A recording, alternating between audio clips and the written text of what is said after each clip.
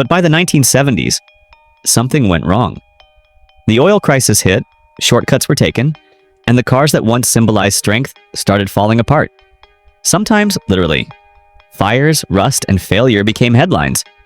These weren't just bad cars, they were the machines that nearly destroyed America's automotive empire. Back in the early 70s, gas prices were climbing, imports from Japan were everywhere, and Ford wanted something small and cheap to fight back. Enter the Ford Pinto, America's budget hero. It looked simple, light, and easy to maintain. But behind that innocent smile was a time bomb on wheels. You see, Ford engineers placed the gas tank right behind the rear bumper, and in even a minor crash, it could burst into flames. News reports of Pintos exploding after rear-end collisions shocked the nation. The phrase Pinto Inferno started showing up in newspapers, and lawsuits piled higher than the car itself. People joked that owning a Pinto was like driving a Molotov cocktail with seatbelts. At first, sales were strong. Gas was expensive and the Pinto was cheap. But as stories spread, the car's reputation went up in smoke. By the late 70s, it became a symbol of everything wrong with Detroit's cost-cutting and corporate greed. Even decades later, when people hear Ford Pinto, they don't think compact car. They think fire hazard. Did your family ever own a Pinto? When Chevrolet launched the Vega, they promised a little car that thinks big. And for a moment, America believed them. It was sleek, affordable, and perfect for families trading in their gas guzzlers during the oil crisis. But once the first owners took it home, reality hit. And hit hard. The Vega was famous for rusting faster than any car in its class. Rain? Snow? Even morning dew could leave orange freckles across its shiny paint. Its aluminum engine sounded impressive, until it started overheating and warping under pressure. Before long, drivers realized their future of small cars couldn't even handle a road trip without a tow truck. By 1973, mechanics nicknamed it the Vega Bomb. Dealers tried to fix the damage with recalls, but the public had lost faith. Many cars from the 70s had problems, but few fell from grace as fast as the Vega. For Chevy, it was supposed to be the car of tomorrow. But it ended up being the cautionary tale of today. When the Mustang II arrived in 1974, people expected a new stallion. Instead, they got a pony on crutches. After the gas crisis of '73, Ford decided to downsize their legendary muscle car. And boy, did they go small. Gone were the thunderous V8 engines and the roar that shook drive-in parking lots.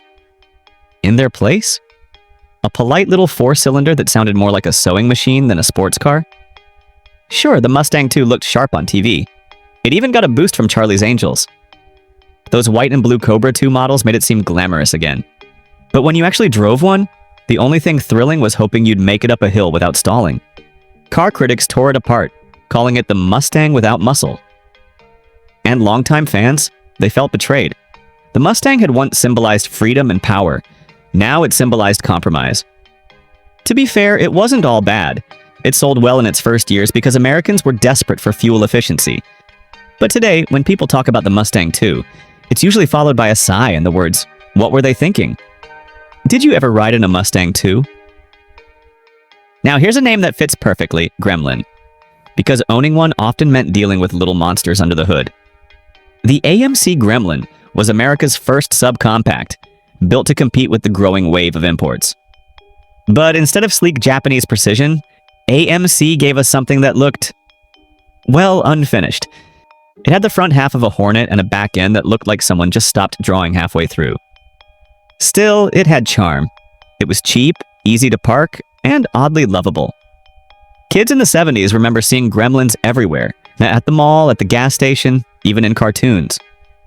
But mechanically, that's another story. The Gremlin suffered from rushed production and poor quality control. Rust, overheating, electrical issues, you name it, this little car had it. Drivers joked that you didn't fix a Gremlin. You just hoped it behaved that day. Despite all that, it sold surprisingly well for a while. Maybe people loved the name, or maybe they were just being patriotic, choosing American over import. Either way, the Gremlin became an icon of awkward design. So bad, it's now kind of cool. Today, collectors hunt them down for nostalgia's sake, calling them quirky classics. But back then, they were just quirky, period. When the Chevette rolled off the line, GM swore it was America's answer to the gas crisis. A thrifty little ride built to save your wallet. And, well, it did save on gas. Everything else, though, not so much. Its tiny four-banger struggled to climb hills. The steering felt loose, and every bump rattled the dash like a baby's toy. Inside, the vinyl cracked, the knobs broke, and if you turned the heater on, you could smell the carpet melting. Still, people bought them, millions in fact, because they were cheap and easy to fix. But cheap and easy doesn't age well. Most Chevettes ended their days in junkyards long before they hit 100,000 miles. Looking back, it's hard to believe GM sold the same car in South America until the late 90s. Down there, it became a cult classic. Up here, a punchline. The Volare and Aspen were supposed to replace two legends, the Valiant and the Dart. Big shoes to fill, and Chrysler stumbled right out of the gate. When they debuted, the ads bragged about comfort, smooth handling, and American pride. But within a year, owners were lining up at dealerships, not to buy, but to complain. Rust ate through the fenders, doors wouldn't close right, and engines stalled without warning. By 1977, Chrysler was issuing recall after recall for everything from brakes to suspension bolts. Mechanics joked that the Volare was Spanish for won't fly. Even the company's executives admitted they rushed it to market before it was ready. What's sad is that these cars looked decent on the outside. Wide grills, chrome trim, and that classic 70s stance. But beneath the shine was one of the worst-built chassis Detroit ever produced. For many owners, it was their last Chrysler. And for the company, it was a hard-learned lesson about cutting corners in the era of cost crisis. In the mid-70s, Ford wanted to prove that luxury didn't have to come with a Cadillac price tag. Their answer was the Ford Granada, and its twin, the Mercury Monarch. They called it European elegance, American style. And at first glance, it looked the part. Square lines, vinyl roofs, fake wood, and chrome everywhere. But once you got behind the wheel, that illusion faded fast. The Granada handled like a shopping cart full of bowling balls. The steering was heavy, the brakes soft, and the suspension bounced like a waterbed on wheels. Inside, the luxury trim was mostly plastic, pretending to be walnut, and every rattle reminded you this was no Mercedes. Still, Ford's ads were convincing. Families saw those glossy commercials and thought they were buying something classy. What they got was a car that broke down often and leaked oil even more often. Mechanics loved them, because they kept the lights on at the shop. By the end of the decade, the Granada and Monarch became symbols of Detroit's obsession with appearances over performance. Did your family ever fall for one of these budget luxury cars back in the day? Now this one, you could spot it a mile away. The AMC Pacer looked like a fishbowl on wheels. Round glass, wide hips, and a front end that made you wonder if someone at the factory just gave up halfway. When it debuted, AMC promised it would be the car of the future. And in a strange way, they were right. It looked futuristic, just not in a good way. It was short, wide, and built almost entirely of glass, which made it feel like driving inside a greenhouse. On hot days, owners said the car could cook you faster than a microwave dinner. Under the hood, things weren't much better.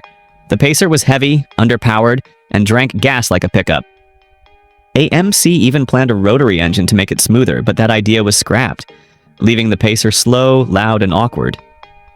Still, you can't talk about the Pacer without mentioning Wayne's World. That movie turned it into a pop culture legend, complete with the Bohemian Rhapsody headbanging scene. But back in the 70s, most folks were headbanging because their Pacer wouldn't start. Some collectors love it today for its oddball charm, but most Americans remember it as the weirdest mistake AMC ever made. And in a decade full of strange ideas, that's saying something. When Chrysler launched the Cordoba, they wanted to bring luxury to the working man. And who better to sell that dream than actor Ricardo Montalban, standing in a cream-colored suit, talking about rich Corinthian leather. That line alone became legendary, maybe even more famous than the car itself. At first glance, the Cordoba looked classy. Long hood, wide chrome grille, plush seats. It had presence, but behind all that polish was a car that couldn't live up to its own commercial. The V8 engines were thirsty and sluggish, and the handling was soft, like driving a sofa on roller skates. Chrysler wanted smoothness, but they went too far. You could take a turn and feel like the car might just lie down for a nap. And while the interior looked expensive, the quality didn't last. Buttons fell off, the dash cracked, and the leather faded faster than disco fashion. Still, for a while, the Cordoba was a hit. Americans loved the idea of affordable elegance, and those ads made everyone believe it. But when gas prices spiked and repair bills piled up, the charm wore off. Today, people remember the name mostly for Montalban's voice, that calm, confident tone that sold dreams of sophistication. As for the car itself, well, it's a reminder that luxury and quality aren't always the same thing. Now here's a car that fooled a lot of folks. The Monte Carlo looked like it had it all in long, low, and dripping with style. In an era of muscle cars fading away, it seemed like a final glimpse of power and beauty. But once you got behind the wheel, the illusion cracked. It was big, heavy, and slow to respond, like a linebacker trying to dance ballet. The steering felt vague, and cornering was more of a suggestion than a guarantee. And while it looked fast, the smaller engines under the hood were anything but thrilling. Owners quickly learned the Monte Carlo wasn't built for performance. It was built for cruising, for showing off at the drive-in, not burning rubber at the stoplight. Unfortunately, it didn't even hold up well as a cruiser. Rust became a common problem, and interior trim started falling apart after just a few years. Still, the Monte Carlo had a following. Some loved its look so much that they didn't care how it drove. And decades later, those smooth body lines and wide rear fenders still scream, 1970s America. It's one of those cars that looked better in memory than in motion. Beautiful on the outside, disappointing on the inside. Like a disco star who couldn't carry a tune. You probably don't remember seeing too many Plymouth Crickets. And there's a reason for that. This little British import barely made a sound before it disappeared from American roads. The Cricket was Chrysler's attempt to compete with small Japanese cars flooding the market. It was actually a rebadged Hillman Avenger from England, and on paper it looked promising. Compact, efficient, and affordable. But the moment those cars hit American driveways, things went downhill, fast. The engines were underpowered, the electrical systems were unreliable, and the build quality, well, let's just say it didn't survive US winters very well. Rust appeared before the first oil change, and getting replacement parts took weeks, sometimes months. By the time Chrysler tried to fix its image, the reputation was already dead. American drivers didn't want British charm if it came with mechanical nightmares. Dealers stopped stocking them, owners traded them in for Datsuns or Toyotas, and the Cricket faded into obscurity almost overnight. If you ever spot one sitting in a barn, you're not looking at a collectible. You're looking at a survivor. Now here's a name that promised strength. Matador, the bullfighter. But in reality, AMC brought a knife to a gunfight. The Matador debuted as a bold-looking midsize car with a striking front end and flashy design. It even got its moment in the spotlight in the 1974 James Bond movie The Man with the Golden Gun, where it magically transformed into a flying car. But off the big screen, the only thing that took off was AMC's list of warranty claims. Drivers complained about sluggish handling, heavy steering, and an overall feeling of clumsiness. It was as if the car couldn't decide what it wanted to be: sporty, family-friendly, or luxury. Instead, it ended up being none of the above. The suspension felt floaty, the brakes wore out too soon, and AMC's small budget meant cheap materials all around. Inside, the dashboard squeaked, the seats sagged, and the whole thing rattled like a worn-out carnival ride. It's a shame, really. The Matador had personality. It looked bold, almost futuristic for its time. But all that style couldn't hide its flaws. By the late 70s, the Matador's name had become ironic. The bullfighter was the one getting beat. Today, car enthusiasts remember it fondly, not because it was good, but because it represented AMC's fearless and sometimes foolish creativity. They swung big, missed hard, and left behind one of the strangest cars of the decade. The Lincoln Versailles was supposed to be Ford's elegant answer to the Cadillac Seville, a smaller, refined luxury car for the modern age. But what people actually got was a Ford Granada, wearing a tuxedo. You see, Ford took the Granada, added a bit more chrome, swapped in leather seats, and slapped on a Lincoln badge. Then they tripled the price and told America it was luxury. At first, some buyers fell for it. They liked the idea of affordable prestige. But it didn't take long for folks to realize the Versailles was just smoke and mirrors, a marketing trick wrapped in fake wood trim. Underneath, it drove exactly like a Granada. Clunky steering, average brakes, and a ride that felt more used car lot than executive class. Even worse, the fit and finish were sloppy for a car carrying the Lincoln name. Critics shredded it, calling it a luxury car without the luxury. Sales tanked, and by 1980, the Versailles quietly vanished, taking a chunk of Lincoln's reputation with it. The Dodge Charger of the 1960s was an icon. Loud, muscular, and proudly American. It was the kind of car that shook the pavement and scared the neighbors. But by the mid-70s, the oil crisis and emission laws had tamed the beast. The 1975 Charger SE was the proof. It wore the same legendary name, but that's where the magic ended. This new Charger was heavier, slower, and softer, a shadow of its former self. Under the hood, the once mighty V8 had been neutered for fuel economy. Acceleration was sluggish and gas mileage was still awful. Even the styling had changed. Long gone was the aggressive fastback look. In its place, a bloated personal luxury coupe that looked more at home in a retirement community than on a racetrack. Fans of the original Charger felt betrayed. They didn't want comfort, they wanted chaos, thunder, and tire smoke. Instead, Dodge gave them fake wood, soft seats, and the slowest muscle car on the block. By the end of the decade, the Charger name had lost its fire. It wouldn't return to glory until decades later, when Dodge finally remembered what muscle meant. Do you remember when Dodge tried to turn the Charger into a luxury car? The Oldsmobile Omega sounded like something out of a sci-fi movie. Bold, futuristic, powerful. But the car itself? It was about as thrilling as a damp sandwich. Built on the same platform as the Chevy Nova, the Omega was supposed to blend Oldsmobile comfort with compact practicality. Instead, it blended mediocrity with disappointment. From the outside, it looked fine. Nothing flashy, nothing offensive. But the moment you turned the key, things started to go wrong. Its engines were underpowered, the ride was rough, and the build quality was, well, hit or miss would be generous. Owners quickly learned the Omega was no rocket ship. Dashboard knobs came off in your hand, door panels rattled, and the suspension made every pothole feel like a crater. Even the name Omega, the last letter of the Greek alphabet, turned out to be prophetic. For Oldsmobile, this car marked the beginning of the end.